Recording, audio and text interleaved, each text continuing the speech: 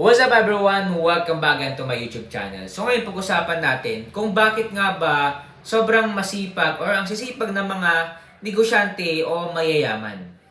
Alright, bago tayo magsimula sa ating vlog na to, kung bago lang sa aking channel, please subscribe, click notification bell para update po kayo sa aking mga bagong vlog na i-upload in the future. Kapag na-reach po natin yung 100k subscriber, ay magpapag-giveaway po tayo after this year, 2025. That's my prayer. Okay?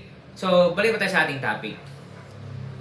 Bakit nga ba sobrang sipag ng mga negosyante o mayayaman?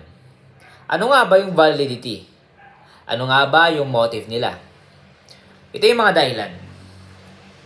Minsan, pangit yung negative or minsan yung motivation nila or motive nila is pangit.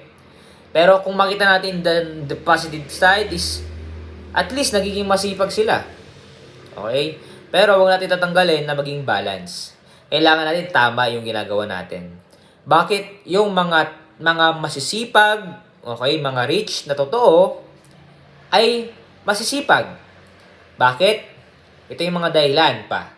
Dahil tama yung kanilang decision. Yun yung mga dapat gawin kasi ito yung mas magpapagrow sa kanila.